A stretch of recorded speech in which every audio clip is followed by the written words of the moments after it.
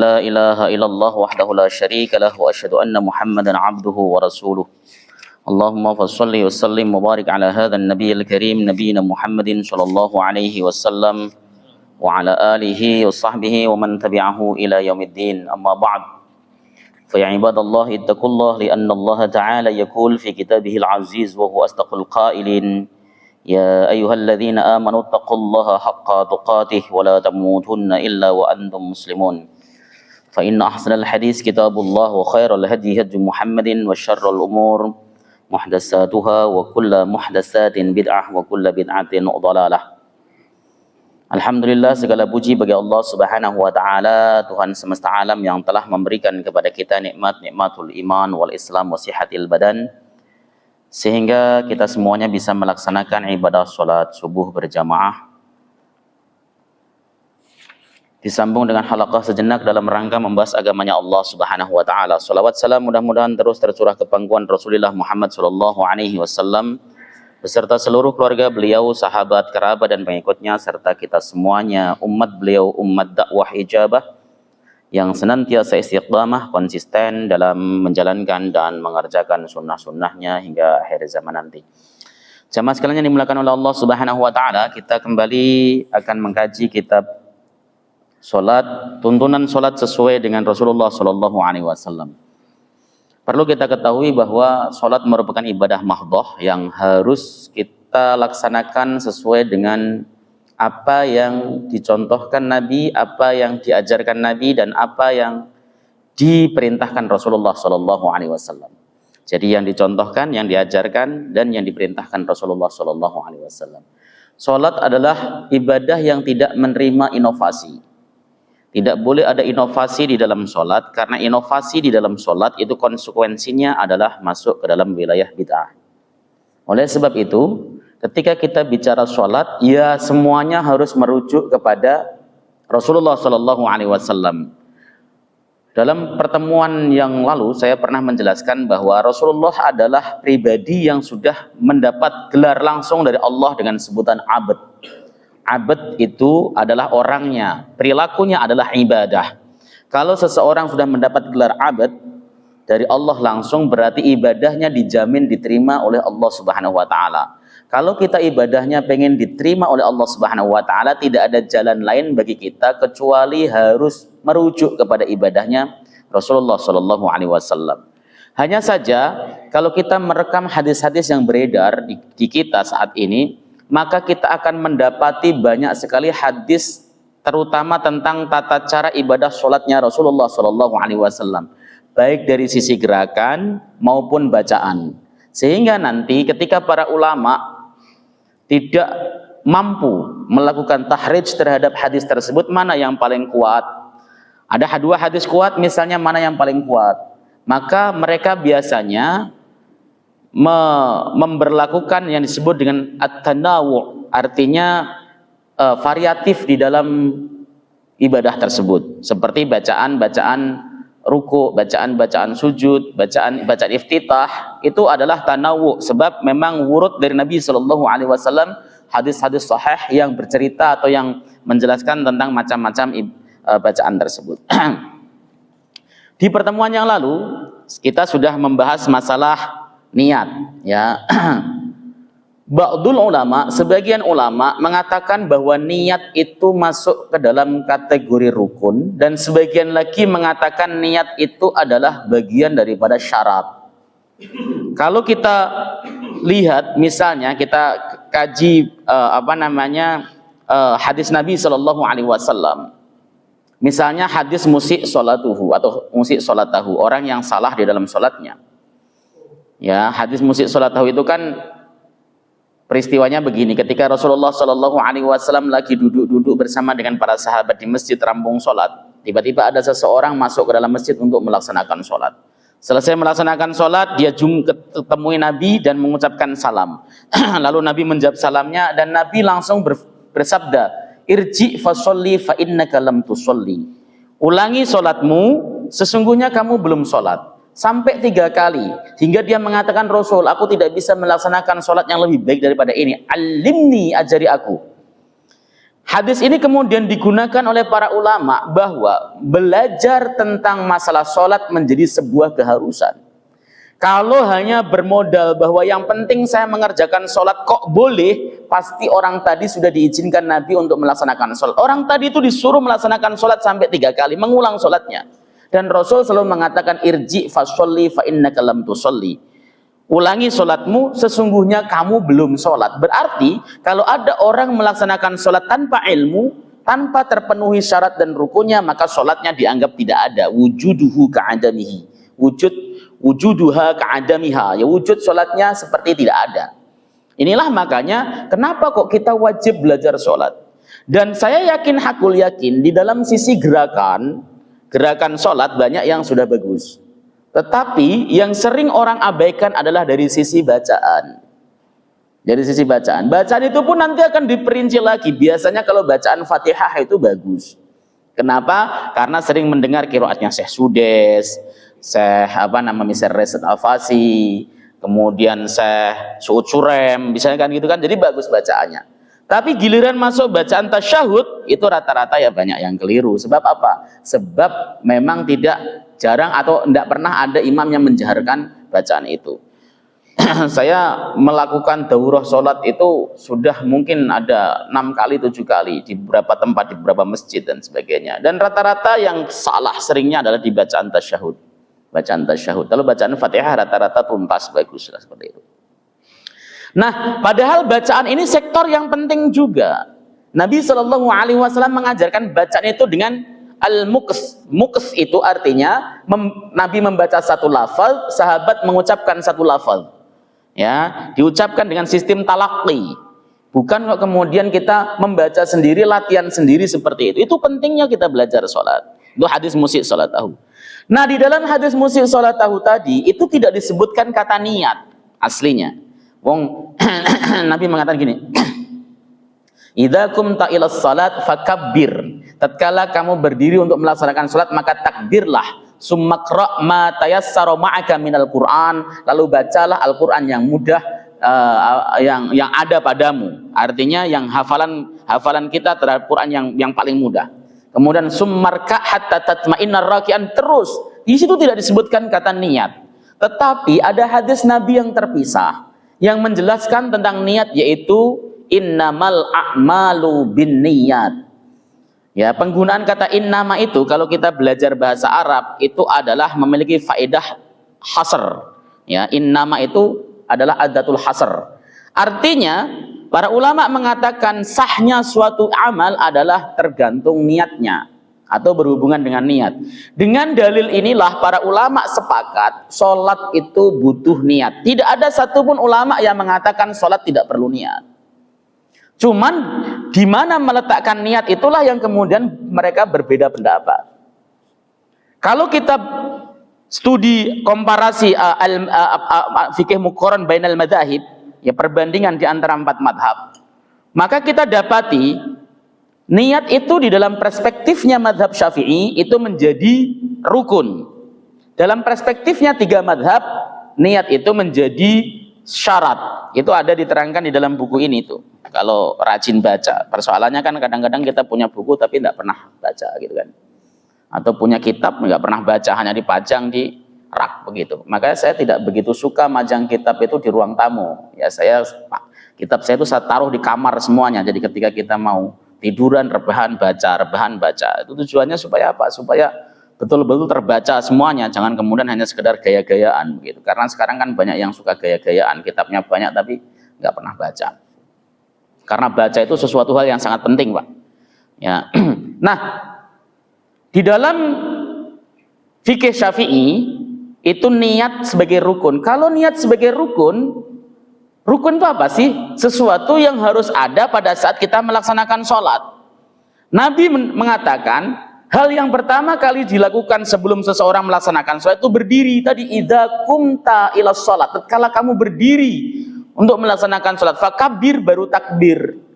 Nah, pada saat berdiri takbir itulah awal seseorang melaksanakan sholat. Makanya di dalam fikih Syafi'i pas takbir niat harus masuk Allahu Akbar, seperti itu.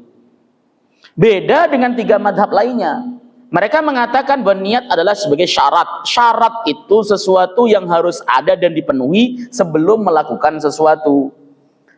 Kalau begitu kedudukan niat sama dengan wudu sebagai syarat. Kalau wudu itu boleh dilakukan di rumah, maka niat juga boleh dilakukan di rumah. Kalau wudu itu boleh dilakukan sebelum masuk masjid, maka niat juga boleh dilakukan sebelum masuk masjid. Itu pendapat 3 mazhab, dan kalau di dalam perspektif Muhammadiyah terjadi perubahan tarjih. Di dalam awal-awal di buku ini itu diterangkan, di buku 3 itu. Muhammadiyah pada masa awal itu memasukkan niat sebagai rukun. Jadi makanya di dalam HPT awal ini dikatakan idza kumtum ila shalat faqul Allahu akbar mukhlishan niyataka lillah. Ketika kamu berdiri hendak melaksanakan salat, maka bacalah Allahu akbar sembari mengikhlaskan niatmu karena Allah. Jadi bacaan atau namanya niat itu harus bersamaan dengan takbiratul ihram. Itu mazhabnya Syafi'i, dan itu yang dipilih Muhammadiyah di masa-masa awal. Kemudian terjadi perubahan tarjih. Tarjih Muhammadiyah lebih memilih kepada pendapat jumhur ulama bahwa niat adalah bagian daripada syarat.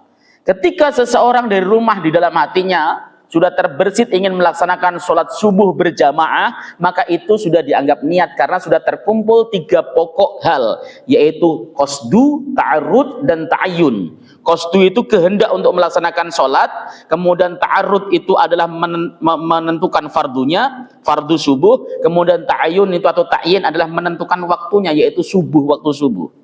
Ya kan nggak ada orang pengen melaksanakan sholat subuh dalam hatinya, saya pengen melaksanakan sholat duhur, kan nggak ada. Ya, berangkatnya seperti itu. Ini penting. Kenapa? Karena ada orang yang sholat itu niatnya salah. Niat salah itu ya karena dari awal dari rumah itu dia blank, yang penting dia berangkat, mungkin refleks, sampai kemudian masjid dia masih blank juga, lalu kemudian dia takbir. Maka yang seperti ini menurut para ulama sholatnya menjadi tidak sah. Jadi salah kalau ada mengatakan, oh sholat itu nggak perlu niat, langsung takbir, itu salah. Tidak ada satupun pendapat ulama yang bilang begitu. Oke.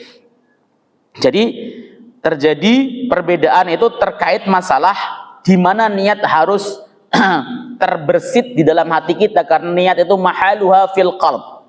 Tempatnya adalah di dalam hati. Adapun talafudz bin niat itu sebagian madhab 4 itu pisah-pisah pendapatnya. Ya, mereka sepakat bagi orang yang was-was. Orang yang was-was itu orang yang punya penyakit, Pak. Jadi kalau sholat itu susah banget, mau niat itu susah banget. Sering kan kita dapati orang mau takbir itu susah banget. Allah, Allah, Allah. Seperti itu. Madhab 4 sepakat, maka mengucapkan niat dengan lirih itu bagus. Karena dalam posisi orang yang penyakitan. Tapi kalau tidak penyakitan, orangnya sehat, normal dan sebagainya, maka mengucapkan semacam itu adalah bid'ah versi Hanafi, bid'ah versi Maliki, dan bid'ah versinya Imam Ahmad bin Hambal. Mustahab versinya Syafi'iyah. Itu saja perbedaannya. Nah, Muhammadiyah memandang talafudz bin niat termasuk dalam kategori bid'ah di dalam ibadah. Gitu. Kemudian yang kedua, saya ini bacanya agak sedikit bingung karena di dalam buku tarjih ini tidak dipilah-pilah mana fardu, mana sunnah ya. Sementara kalau di dalam kitab-kitab fikih muqaron itu dipilah-pilah antara, tapi nggak apa-apa, insya Allah kita bahas satu persatu. Yang pertama adalah berdiri tegak menghadap kiblat, ya, dan berniat ikhlas karena Allah Subhanahu Wa Taala. Menghadap kiblat ini masuk dalam kategori syarat. Istiqbalul kiblat, menghadap kiblat itu dibagi-bagi, Pak. Itu dalilnya jelas ya. Fawalli wajhaka syatral masjidil haram. Hadapkanlah wajahmu ke arah Masjidil Haram. Kata fawalli wajhaka syatral masjidil haram saja ini kan ayat jelas toh. Hadapkan wajahmu ke arah Masjidil Haram. Prakteknya di tangan para ulama itu beda. Antum boleh baca tafsir Ibnu Katsir ketika di juz 1 ketika menjelaskan qad nara taqalluba wajhika fis sama ila akhirih itu akan didapati. Ibnu Katsir mengatakan dari penafsiran fawalli wajhaka syatral masjidil haram ini, para ulama berbeda pendapat kemana pandangan mata kita saat sholat.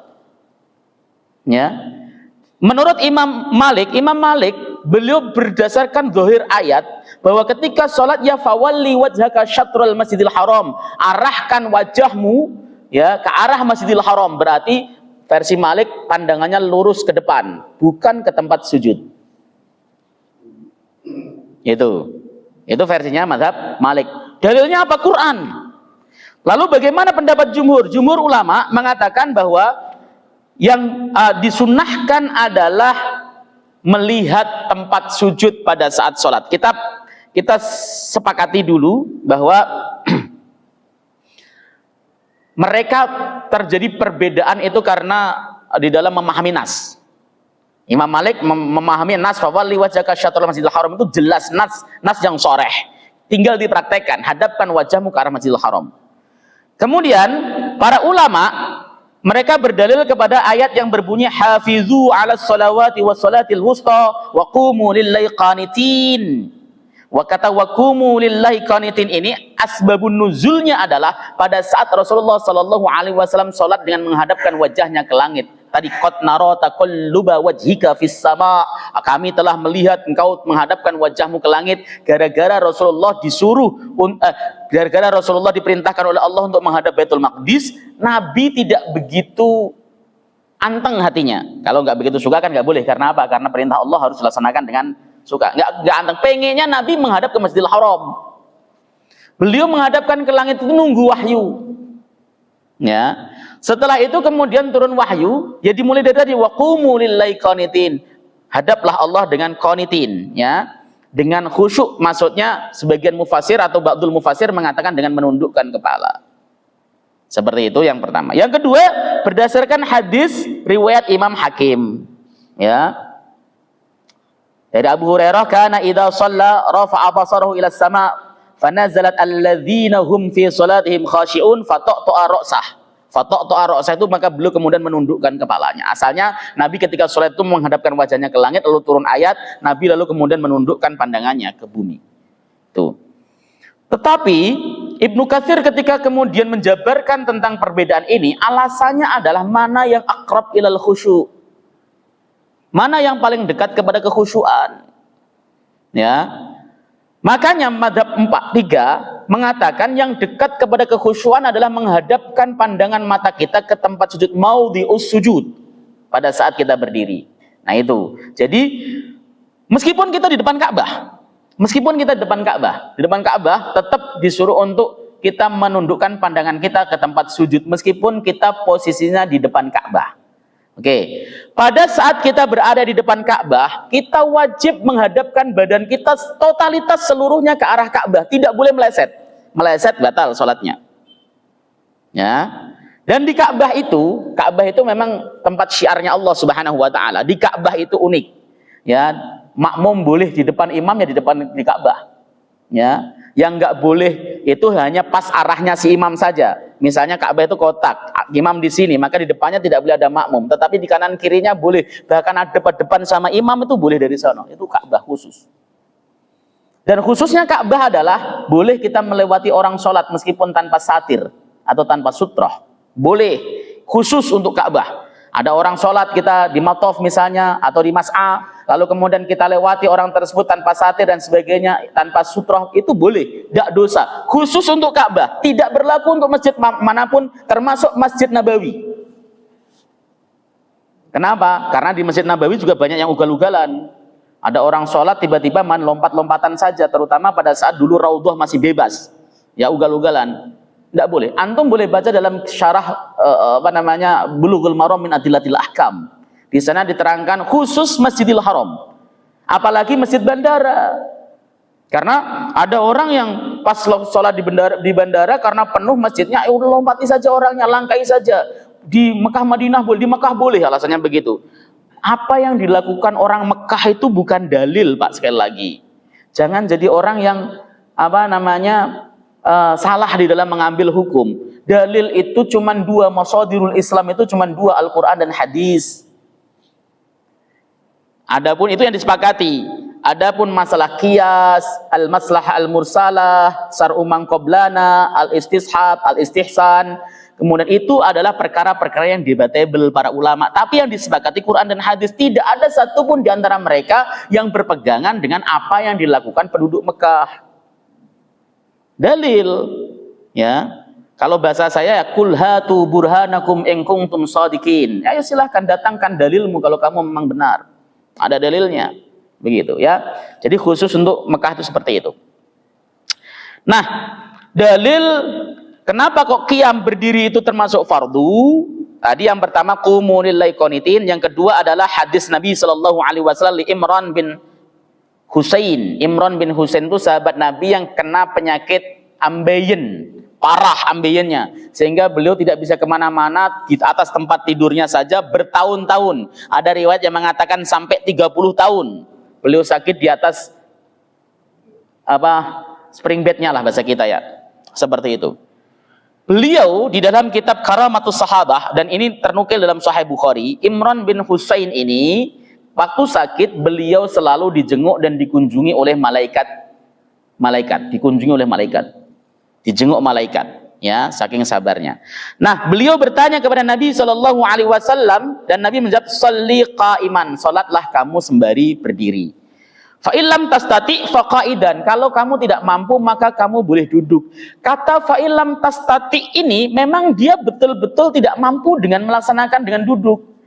Dari sinilah para ulama mengatakan tidak boleh bagi orang yang kuat berdiri melaksanakan sholat fardu dengan duduk, nggak boleh. Ustadz, saya kalau pas sujud sakit, pas rukuk sakit, berdiri bisa, berdiri tetap wajib berdiri di pertama kali. Ya, misalnya nggak pakai kursi nih, ya berdiri sholatnya. Lalu kemudian pas sudah rukuk sujud dia mau bangkit nggak kuat, sakit karena sakitnya luar biasa, ya sudah duduk boleh dia. Tapi selagi dia mampu berdiri, maka tetap harus berdiri. Tidak ada dispensasi untuk duduk. Ini pendapat seluruh ulama. Kecuali madhab Ahmad bin Hambal, beliau mengatakan kalau golibnya dia nggak kuat berdiri. Dia bisa berdiri, Pak. Cuman paling 15, nggak ada 15 menit. Maksudnya baru beberapa menit saja, lututnya gemeter. Dia harus duduk. Maka versinya Imam Ahmad, dia boleh langsung duduk.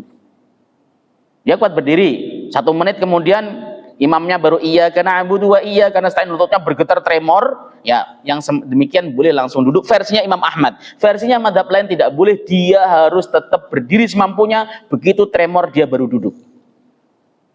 Di kita gara-gara niru tadi di Mekah tadi, orang kuat naik lantai 1, naik dari bawah teklek naik tangga kuat sampai atas, sholatnya sambil duduk itu ada, ya. So, turun dari mobil nenteng kursi, uduk, sampai di tengah masjid, di dalam masjid, kemudian dia sholatnya sambil duduk ada. Untuk sholat sunnah no problem. Memang sholat sunnah itu diringankan oleh syariat. Kenapa sholat sunnah itu boleh duduk, bahkan boleh naik kendaraan, supaya orang pada gemar melaksanakan sholat sunnah, jangan ditinggalkan. Kita nih misalnya habis sholat maghrib karena buru-buru harus nganterin istri dan sebagainya, kita kemudian turun. Boleh nggak kita sholat itu sambil naik kendaraan? Boleh banget. Meskipun bisa turun Anda, meskipun bisa melaksanakan di rumah, tapi untuk sholat sunnah itu boleh dilaksanakan di kendaraan, meskipun tidak dalam keadaan darurat atau uzur dan sebagainya. Untuk sholat sunnah, supaya tidak ditinggalkan. Gitu. Untuk sholat fardu tidak ada sejarah Nabi Shallallahu Alaihi Wasallam melaksanakannya sesantai itu. Ya. Sholatnya itu harus berdiri. Kalau tidak mampu baru boleh duduk. Duduk, ya. Duduk dengan kaifiat apa saja sebenarnya boleh. Mau duduk di atas kursi, mau duduk bersila, mau duduk dengan iftirosh, mau duduk dengan tawaruk, semuanya diperbolehkan. Yang gampang saja. Kalau ada opsinya, ya, yang disukai oleh para ulama adalah duduk dengan iftirosh, supaya dia bisa rukuk dan bisa melaksanakan sujud dengan sempurna. Ya, kalau kakinya selonjor ke depan kan nggak bisa sujud dengan sempurna, pasti isyarah saja. Nah, duduknya dengan seperti tahiyat awal. Supaya apa? Supaya dia nanti kalau sujud bisa sujud beneran, maksudnya begitu. Ini dipahami.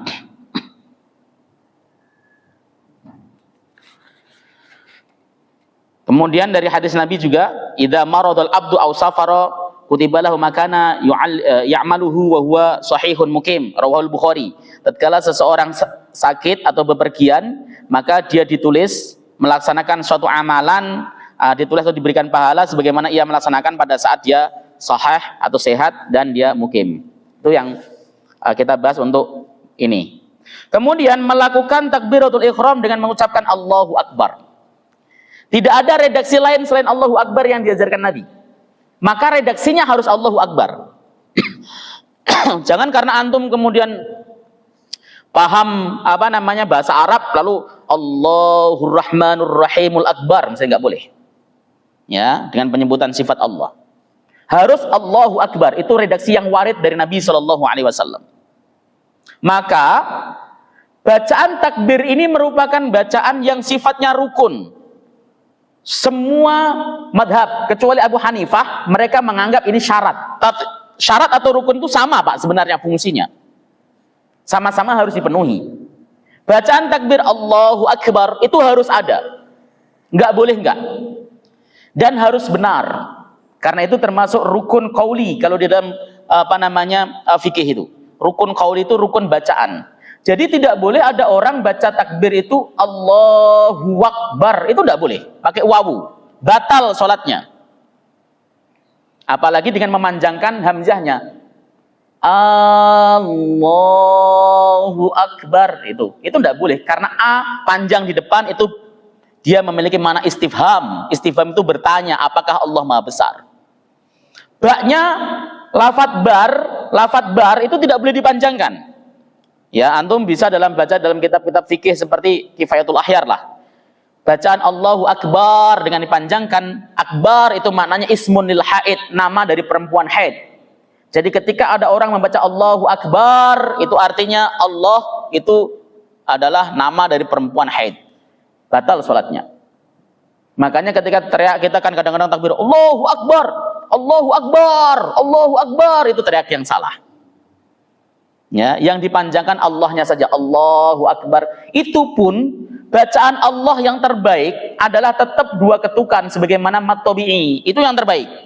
Lihat kitab-kitabnya Imam Nawawi, paling kecil adkar lah. Beliau mengatakan yang paling baik adalah membacanya sesuai dengan mat tabi'i. Allahu Akbar. Itu paling baik. Boleh dikasih dispensasi dengan memanjangkan sedikit. Ya.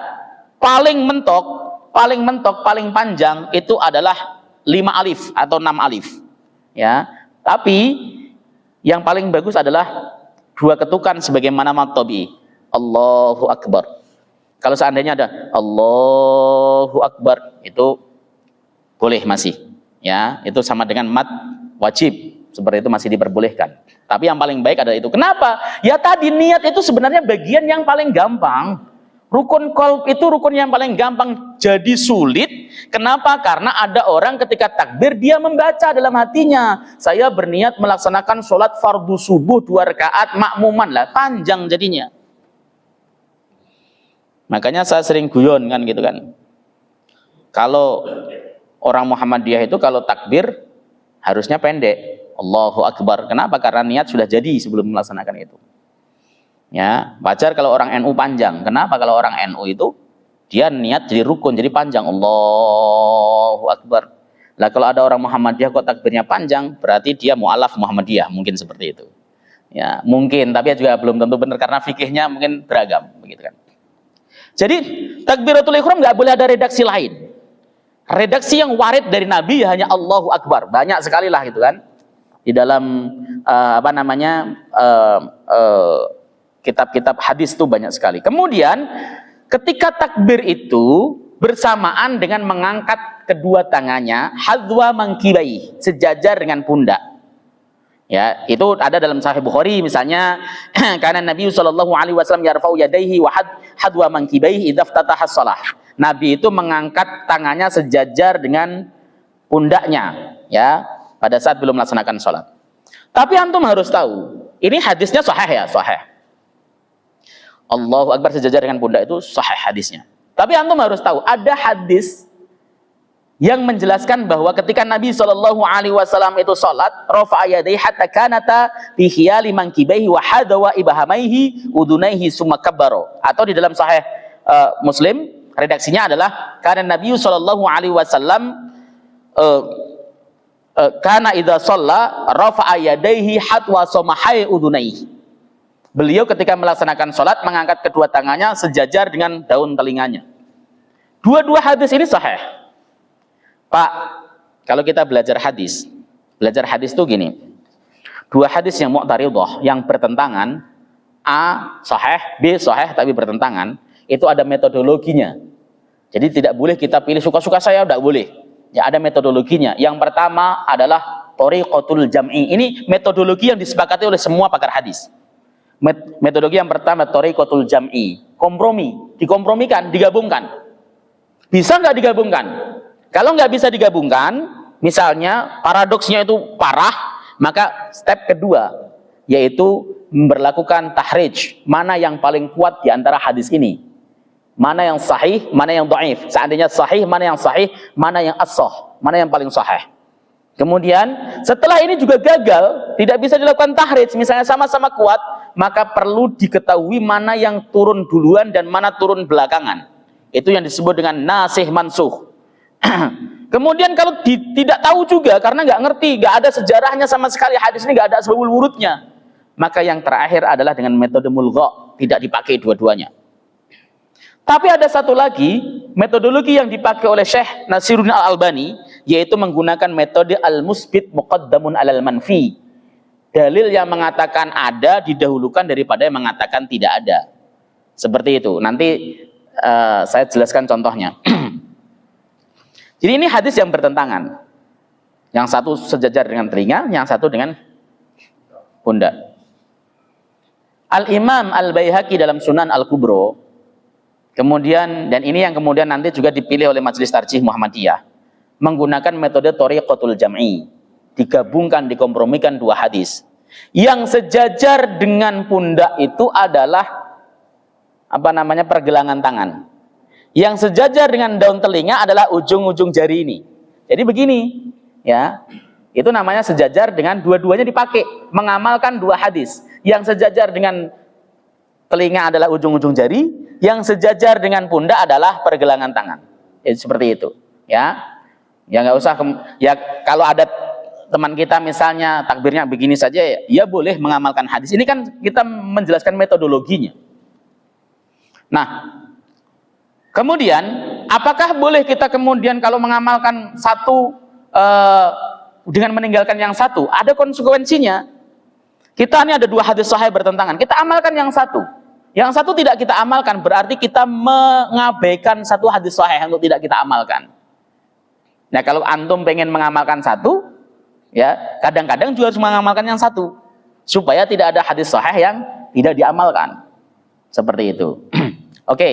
Metodologi Syekh Al-Albani yang mengatakan jika ada dua hadis tadi, ya, jika tidak bisa dikompromikan, ada hadis sahih, dua-duanya bertentangan, nggak bisa dikompromikan, maka beliau lebih suka mengambil metode al-musbit muqaddamun alal manfi. Itu terjadi pada saat menggerakkan telunjuk yang dikomentari beliau dalam kitab Sifat Sholat ala Nabi. Jadi begini ceritanya. Makanya yang saya jelaskan masalah telunjuk ini, semua orang yang membahas masalah telunjuk itu semua sebenarnya paham hadisnya dan hafal hadisnya, ngerti hadisnya. Hanya metodologinya yang beda. Di dalam Sunan Bazar itu ditemukan ada hadis dari Wa'il bin Hujr. Beliau Nabi SAW itu ketika sholat, beliau isyarah dengan telunjuknya, summa yuharrik wa hina yad'u, kemudian beliau menggerakkan pada saat berdoa. Itu hadisnya sahih. Tidak ada yang mengingkari kesahihannya, ya, nggak ada yang mengingkari. Saya juga telah meneliti hadis tersebut sendiri, sanad-sanadnya sahih. Kemudian ditemukan mu'aridnya, penentangnya, hadis yang bertentangan dengan tadi, yaitu hadis dari Sunan Baihaqi, riwayat dari Abdullah bin Zubair, ya, Abdullah bin Zubair bin Awam, ya. Di sana diterangkan bahwa Nabi itu ketika sholat, beliau isyarah dengan telunjuknya, walam yuharrikha, dan beliau tidak menggerakkan. Paradoks dong, bertentangan dong, satu sama lain. Dilakukan metode jam'u. Ada ulama yang memperlakukan metode jam'u, ada. Imam Nawawi misalnya. Tapi menurut Syekh Nasiruddin Al-Albani, metode jam'u tidak bisa dipakai. Kenapa? Karena tidak mungkin Nabi itu bergerak dan diam dalam satu waktu. Nggak mungkin dong isyarah begini disebut gerak sama diam, nggak mungkin. Karena nggak bisa. Gerak dan diam itu nggak bisa. Kecuali kita menggunakan teori relativitas Einstein. Kita menggunakan teori fisika kuantum, baru bisa. Gerak dan diam itu jadi satu. Tapi kalau dalam zahir nggak bisa. Kalau begini ya gerak, kalau gini ya diam, nggak mungkin bersatu. Maka beliau menggunakan kaidah al-musbit muqaddamun alal manfi.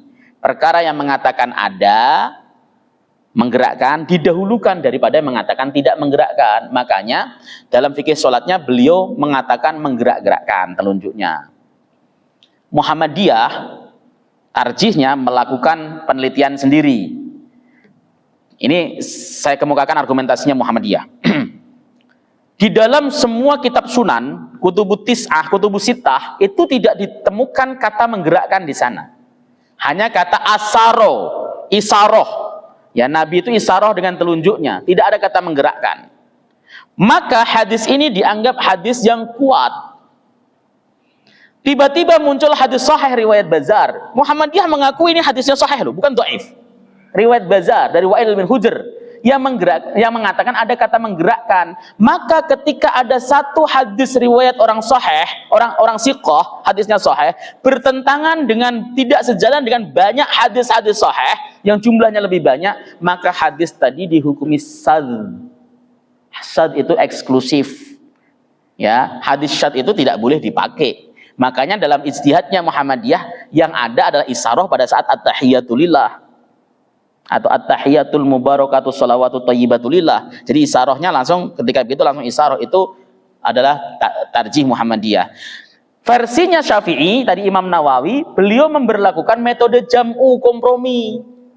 Pada saat at-tahiyatulillah itu tidak digerakkan, isaroh begitu saja. Syafi'iyah itu ketika tahiyat asal sunnahnya memang begini Pak, irsal, bukan begini enggak, aslinya begini. Ya. Kemudian digerakkan sedikit pada saat ilallah, itu kompromi sebenarnya. Maka kalau antum bilang mana sesuai dengan sunnah Nabi Shallallahu Alaihi Wasallam, yang sesuai dengan petunjuk hadis itu sunnah Nabi semuanya. Nggak usah kemudian, maaf ya, hanya gara-gara menggerakkan telunjuk kok sampai dihakimi, itu menurut saya nggak pas lah seperti itu. Ya, kenapa? Karena pada hakikatnya ya mereka semuanya sedang beristiad untuk mengamalkan ibadah yang paling sesuai, paling dekat kepada Nabi Shallallahu Alaihi Wasallam berdasarkan istiadatnya masing-masing. Dan ini antum nggak mungkin bisa kemudian suka-suka. Kenapa? Karena ini mu'taridah, bertentangan, harus mengikuti istiadatnya para ulama. Nggak bisa. Antum, kita di Muhammadiyah misalnya, silahkan ikuti yang dari Muhammadiyah, ya seperti itu istiadatnya. Tapi kalau ada warga Muhammadiyah ikut menggerak-gerakkan mengikuti istiadatnya Syekh Albani, ya biasa saja. Atau menggerakkan pada saat illallah, itu juga biasa saja karena mereka mengamalkan dua hadis itu. Ya, asyhadu an la ilaha illallah. Berarti dia mengamalkan dua hadis seperti itu. Nanti boleh diskusi lah, kalau namanya kita belajar fikih ya kadang-kadang ada yang sesuai dengan apa yang kita amalkan, ada yang enggak, itu biasa saja sih. Kemudian bersedekap dengan meletakkan tangan di atas dada. Nah, kata di atas dada ini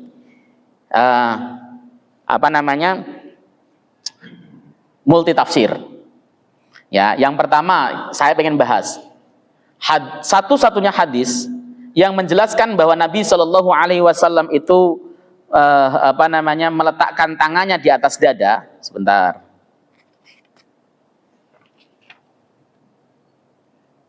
Adalah hadis yang diriwayatkan oleh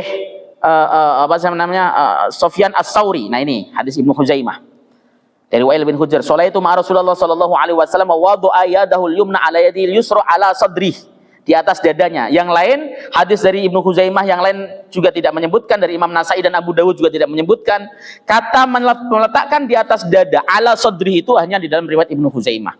Uniknya hadis ini riwayatnya melalui Sufyan Ats-Tsauri. Tahu Pak, Imam Sufyan Ats-Tsauri itu madhabnya adalah madhab Hanafi.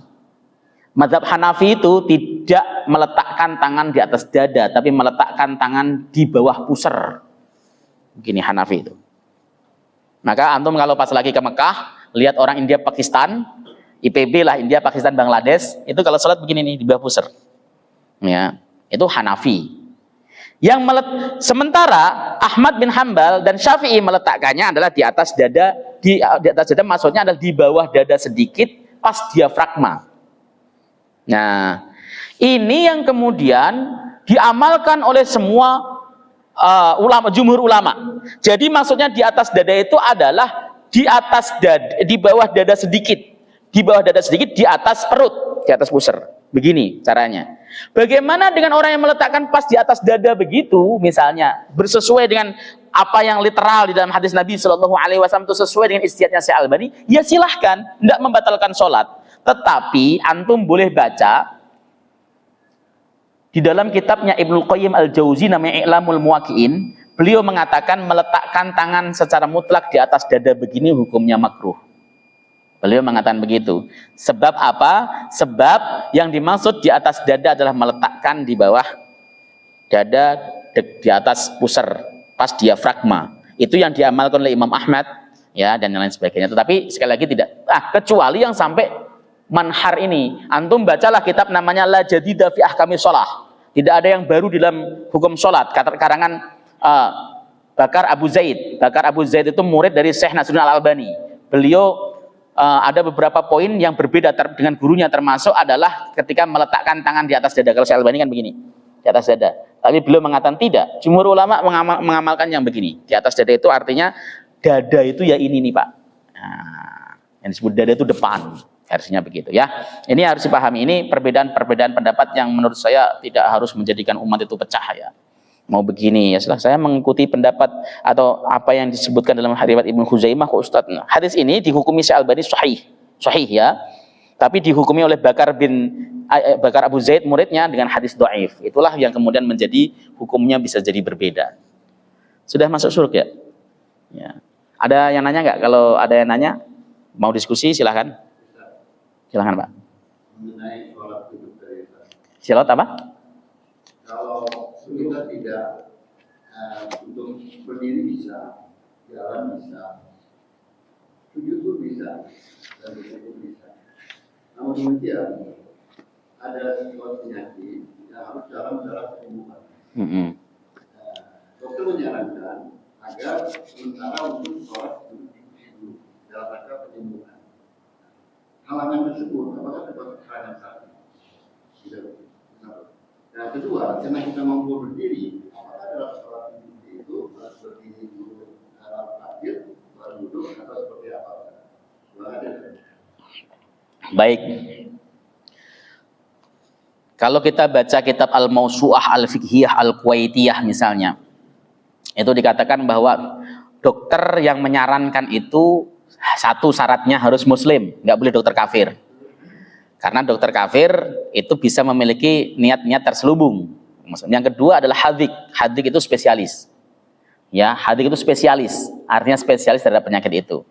Kalau kemudian dia menyarankan, Pak, kalau ini Bapak sholatnya berdiri terus, wah itu sembuhnya lama, habis sembuhnya lama, kemungkinan misalnya turun brok ya, misalnya turun lagi ya, seperti itu misalnya, ya, maka silahkan diikuti, boleh. Termasuk yang diperbolehkan. Kenapa? Dia dapat rekomendasi dari seorang dokter muslim yang muslim soleh loh ya. Kalau muslim nggak pernah sholat ya muslimnya itu harus rajin sholat. Jangan kemudian muslim KTP yang nggak pernah sholat ya gitu kan. Muslimnya harus rajin sholat. Karena apa? Karena ini kaitannya dengan agama. Nggak mungkin orang muslim rajin sholat merekomendasikan muslim lain untuk melaksanakan ibadah yang berpotensi tidak sah. Itu argumentasi fikihnya.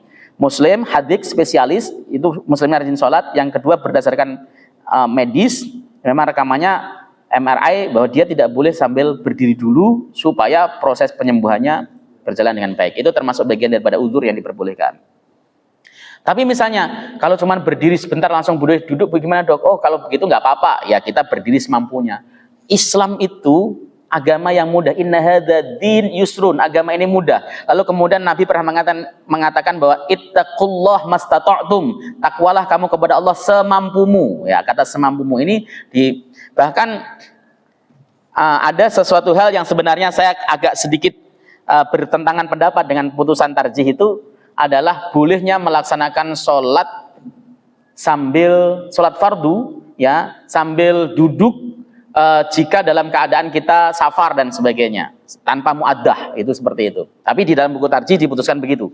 Jadi itu boleh. Tapi kalau saya baca misalnya kitab fikih karangan Imam Nawawi Al-Majmu' Syarah Muhadzab, kemudian fatwanya Syekh Muhammad bin Shalih Al-Utsaimin, kemudian fatwa-fatwa ulama lain, ketika kita memang sudah tidak bisa melaksanakan sholat sambil berdiri menghadap kiblat, misalnya sholat di pesawat, sholatnya kan otomatis sambil duduk dan tidak menghadap kiblat, ya, maka dianjurkan untuk muaddah sebenarnya. Tetapi ya tidak apa-apa, ini merupakan bagian daripada ijtihad, ya. Sholat sambil duduk, sholat fardu sambil duduk tidak menghadap kiblat itu tidak pernah dilakukan oleh Nabi Shallallahu Alaihi Wasallam. Fardu tidak pernah, ya. Makanya ini adalah hasil ijtihad. Kenapa kok kemudian menyuruh untuk para ulama menyuruh untuk mengulang lagi pada saat sudah sampai di rumah dan sebagainya? Karena memang tidak disebutkan oleh Nabi, nggak disebutkan, nggak diberitakan, nggak diinfokan, kemudian nggak dilakukan, maka kemudian berlakulah ijtihad. Ijtihad ya sudah sholat saja, sholat, yang penting sholat. Nanti di rumah ngulang ya, takutnya tidak boleh. Tapi di tarjih di sini katakan tidak usah mengulang, nggak wajib mengulang, sudah cukup sholatnya. Seperti itu.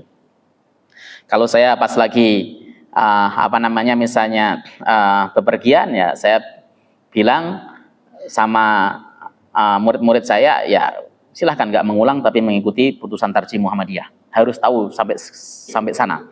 Karena kalau orang-orang awam disuruh mengulang tuh kadang-kadang berat gitu kan.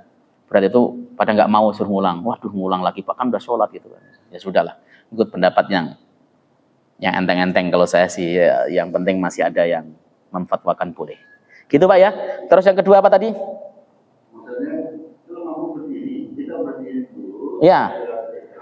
Tapi dokternya boleh berdiri dulu. Boleh, nggak ya berdiri dulu. Berdiri dulu, takbiratul ihram, pas mau rukuk dia duduk. Nah itu betul, bagus itu. Berarti dokternya soleh bener itu. Nggak apa-apa, kan pakai kursi, nggak apa-apa. Yang diluruskan kursinya ya Pak, jangan kursinya ditaruh di belakang, nanti kasihan jidat yang di belakang. Yang diluruskan kursinya, ya, nggak apa-apa, ya, betul. Oke, seperti itu. Takutnya nanti yang diluruskan kakinya, kursinya yang belakang kan kena jidat di jamaah lain. Itu ya, saya rasa. Agama Islam itu mudah, inna hadzal dini yusrun, tapi jangan dipermudah, harus berdasarkan dalil. Sekali lagi, berdasarkan dalil. Dalil itu ada dua yang disepakati, Al-Quran dan hadis. Hadis itu ada qauli, ada fi'li, ada takriri, ada hammi. Makanya saya sering menyinggung, jangan dikit-dikit ngomong, wah itu tidak ada contohnya. Ibadah itu nggak harus dicontohkan, diperintahkan saja boleh. Dianjurkan juga boleh, ditetapkan juga boleh. Ya, makanya yang betul adalah harus ada dalilnya. Ada dalilnya nggak? Ibadah boleh dengan apapun, yang penting ada dalil. Saya segitu. Ya, cukup? Ya silakan. Kayak dia Ustaz, yang kalau sholat rawatib atau sholat sunnah, seperti sholat qiyam itu gimana niatnya Ustaz? Kalau kita bangun tahajud itu apa udah dihitung niat? Ya. Atau perlu dilapaskan? Enggak perlu. Niat itu dalam hati. Jadi ketika kita bangun, sholat tahajud, biasanya kita kan langsung wudu kan, itu sudah niat. Versi 3 madhab, bukan madhab Syafi'i ya. Versi 3 madhab, versinya Muhammadiyah atau versinya jumhur ulama malah. Ya, bangun langsung. Tahajud dalam hatian, tahajud wudu kita laksanakan Allahu Akbar, sudah masuk niat, karena niat masuk dalam kategori syarat. Kalau Syafi'i harus Allahu Akbar itu dalam hati, saya berniat melaksanakan salat tahajud gitu ya. Kalau sholat sunnah mutlak memang nggak usah niat susah-susah, saya berniat sholat aja udah sah karena kan sunnahnya mutlak. Jadi niat itu mahaluha fil qalb, tempatnya dalam hati. Bahkan Syafi'iyah mengatakan, walaupun yang dia mengatakan bahwa mengucapkan niat dengan lisan itu mustahab, misalnya itu pun mengatakan jika mulutnya dengan hatinya tidak sinkron, yang dihukumi hatinya, mulutnya tidak terpakai. Ya, misalnya mulut saya pengen melaksanakan sholat fardu isya, ternyata hatinya ngomong fardu subuh misalnya gitu kan, itu mulutnya nggak dihitung, yang dihitung adalah hatinya, begitu. Jadi nggak kepake. Seperti itu. Ya, memang niat itu tempatnya di hati, itu rukun qalbi kok. Ya, seperti itu. Ada lagi? Cukup ya? Baik, cukup, kita tutup dengan lafadzul majlis. Subhanakallahumma bihamdika asyhadu an la ilaha illa anta astaghfiruka wa atubu ilaik. Assalamualaikum warahmatullahi wabarakatuh.